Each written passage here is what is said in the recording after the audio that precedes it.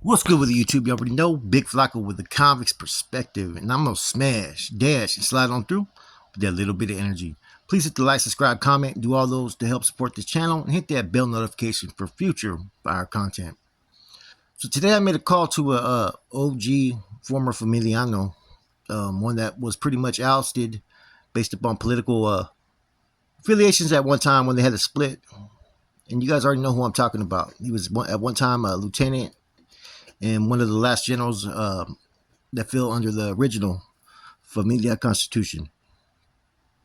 And I told him what was going on as far as in the state, the relationships and whatnot.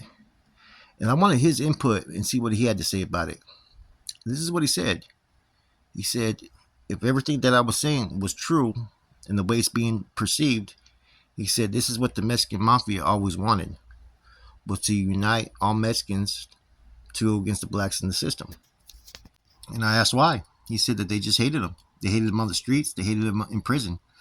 The hate was real, and that's why they were so much close so quickly with the AB. He said, and he had a huge dislike for the AB because from his version of events, he said that the AB used to do a lot of their dirty work, and so he could never be supportive of how they allowed Mexicans to get stabbed by whites.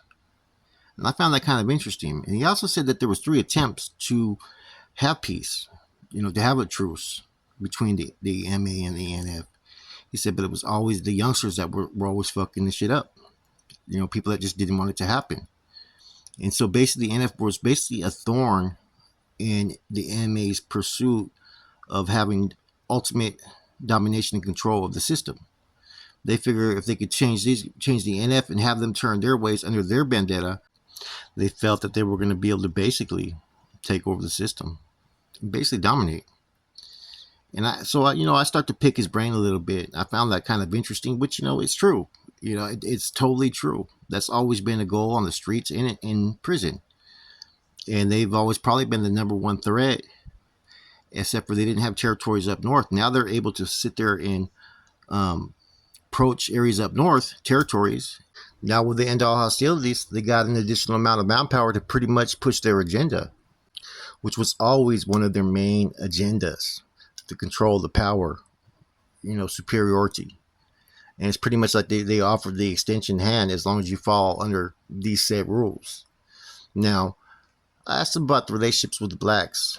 How was that all created? This is coming from someone that enforced policy, made the rules, right?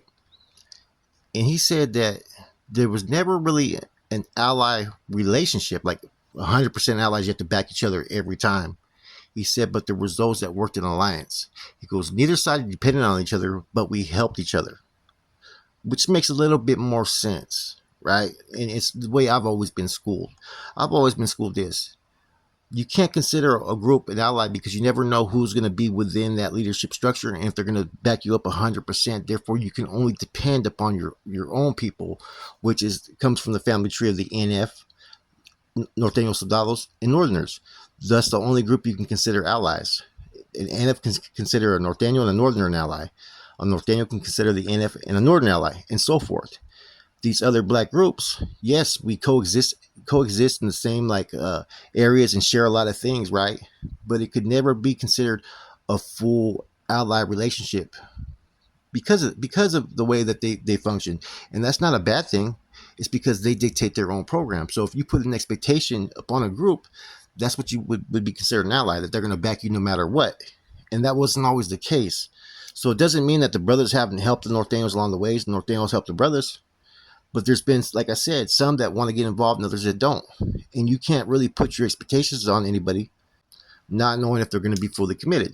So, I've seen a couple of channels, and I think that maybe they've misinterpreted, misconstrued what we're saying when we say that there was never any ally relationship, because there never was an established treaty that we're allies, but there were those that were worthy that would work in alliance with each other. And it was kind of like a relationship as far as being allies, because it depended who was there and how much effort they were going to put forth, how much assistance they were going to put forth. And what that comes down to is you're not dependent on it. If it came, cool. If they proved to be worthy, we're to rock right back with them and assist them to the fullest. And that's the type of relationships that were established for 20, 30 years. And of course there would be a little bit more like shared information and certain things to secure a yard and whatnot. But the working relationship, like I said, as far as allies, there was no set in stone ally relationship. Working in alliance with a lot of groups, yes. Some groups worked stronger, and you could sit there, be at an institution where you're getting along with the Crips and you have a working relationship, right? But the next yard you're at, you're not working with the Crips, and that's what I'm trying to get at. But in any event, though, first thing he said, man, I told him about the potential for maybe forces to join to go against the blacks, and he said, man, the blacks have always helped, regardless of whether you want to title it allies or working in alliance. They have always been there to help, or there's always some group or some individual that was there to lend a helping hand. It wasn't like until like probably like the last 15, 20 years that things started to change a little bit. And I think that's attributed to the system. The system started to fucking lock people up that were not traditionally convicts and give them fucking prison sentences. I mean, let's just be straight up about it. The people that you see in prison today that fill all these prison cells, you would not have seen like in the 70s or 80s on a yard. So the convict mentality has been thrown out the window, and now you have inmates. And therefore, the way people politic and the way they promote guidelines within their own people is going to be different. It's kind of hard enough for certain groups to have any type of order. Like I said, when you have people who are mischief that don't want to follow the rules, and the way that the Rasa groups are, they're very strict with their people. Therefore, they're able to kind of contain it for the most part. Now, talking to him, right, we were talking, it seems like this, the original agenda of the NF was to basically stand against MA oppression. Eventually turned into its own mob as well, where they wanted their piece of the pie. And they didn't want to sit there and assist any of the white faction groups at that time. A lot of the old school NF have a lot of hatred towards the AB because the AB was used by the MA to get involved in something that was none of their business. That's why there's so much anger, and that's why it kind of shocks to see that some of the NF now are basically going against the blacks, who the blacks were never against the NF. But like I said, the system has completely changed, though. This is something that we need to sit there and take a step back, that the caliber of people is not what it was 30, 40 years ago. And what I mean by that is there's a lot more riffraff on these lineas. A lot more, and it's harder to try to control that. Therefore, you got to go with what you feel is going to be in the best interest of a collective. And the only thing that fucking really is able to unite is fear. So these groups are now operating under fear, under the facade, the fake image of fucking unity, right? It all has only one purpose: control and money and power. That's it. The messed up thing about this, right? And this is something that's going to be one of the rawest, realest things I'm about to say. The same people who separated La Raza for all these fucking years is the same ones that are trying to unite us today.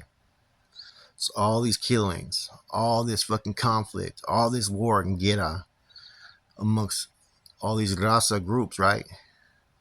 The same ones that created it now all of a sudden want to fucking make them united. That's why I say these organizations, right, should always have just fucking kept it within themselves. And neither one of these organizations could fucking really operate without these foot soldiers that you call Norteños and Sureños today. These are facts, man. 100% facts. And it's really hard to grasp what's really going on because you have just a select few people who have any say currently, right? But you got a whole group of people under who probably all have a difference of opinion, and now you got different people who are talking about the prison system's about to explode and there's going to be race wars, and I really hope not. I think that these groups are both focused on money, but I think they like to have that backbone of power. I think the being united, right, is not so much to unite against these other races, right, but I think it's more along the lines that you got one group that has a more extended hand, wants to have more control in territories, more influence, and more soldiers. They can get a lot of shit done, man. The commitment that these individuals have towards these organizational members is fucking, it's crazy. You know what I'm saying? People will listen to a fucking organizational member before they'll even listen to their mom or dad. And that's the 100% truth, man. So I had a good conversation with the OG, man, and You know, this is someone who, killed the first Aryan Brotherhood, by the NF. This is someone, was pulled back in the early 70s. This is someone who knew, some of the original individuals. And there's a lot of stuff that happened along this path that it shocks him that people that don't know the sacrifices that were made and the assistance that was given for people pretty much to roll over on each other, you know? And just because someone's not active in the mix, they have a political fallout, whatever it may be. Once a familiano, always a familiano. Till the death. With that said, it's boy Flacco. I'm gone.